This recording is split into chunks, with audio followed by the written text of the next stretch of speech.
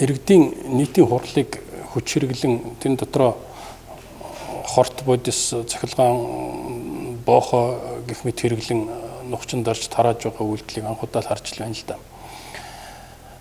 2016 оны орон нутгийн сонгуульд нийслэлийн Баян зүрх түйргийн ард иргэдийн ихтгэл дэмжлэг ардчсан намын гишүүд дэмжигчдийн сэтгэл зүтгэлийн үр дүнд нийслэлийн Баян зүрх түйргийн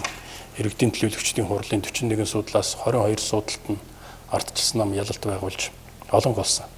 Гэтэл орон нутгийн сонгуулийг зохион байгуулах үүрэг бүхий дүүргийн сонгуулийн хороонд улс төрсөн шийдвэр гаргаж ардчсан намаас иргэдийн төлөөлөгчдийн хуралд нэр дэвшээд ялалт байгуулчихсан байгаа 6 хүнийг батламжлаагүй. Тэгээд дээрх одоо сонгуулийн хорооны шийдвэрийг шат шатны шүүхээр нь хууль бус юм а гэдгийг удаа дараа тогтоосоор байтал энэ нэг бусрамаг үйл ажиллагаанд дамжирсаар тэгээд Баян зүрх түйргийн иргэдийн төлөөлөгчдийн хуралд ардын намаас онгоцсон 19 төлөөлөгчд нь дангаараа хуралдаад Монгол Улсын засаг захиргааны худаг дэвсгэрийг нэгж түүний удирдлагын тухай хуулийг зөрчин хуралдаж дүүргийнхэн засаг даргад нэг нөхрийг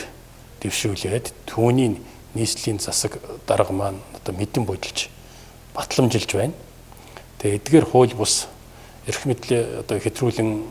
ашиглаж байгаа үйлдэлүүдийг 50 замаар эсэргүүцсэн ардчсан намын гишүүд дэмжигчдийг эрх баригчид хууль хүчний байгууллагуудаар далаалган нухчин дарах гэж оролдож байгаа нь Монгол улсад сүүлийн 27 жилд ер нь одоо үзэгдэж харагдаагүй. Энэ 27 жил тогтчихсон, ардчилсан улс төрийн тогтолцоо, улс төрийн соёлд халтсан том босромог үйл явдал гэж би хувьдаа үзэж байна. Эрх баригчдын энэ хууль зөрчсөн үйлдэлүүд нь Монгол улсын үндсэн хуулиар нөгөө тунхагласан, баталгаажчихсан байгаа иргэдийн сонгох эрх, улс төрийн сайн дураараа эвлэлд нь нэгдэх эрх, нутгийн өөрөө удирдах ёс зөргийг үнэхээр ноцтой зөрчиж уландаа гიშгэж байгааг буруу шахаас өөр арга байхгүй. Тэгээд энэ хүү дарангуйлал хүчирхийлэл хууль бус үйлдэлээ зогсоохыг бол эрх баригчдаас шаардж байгаа юм шүү.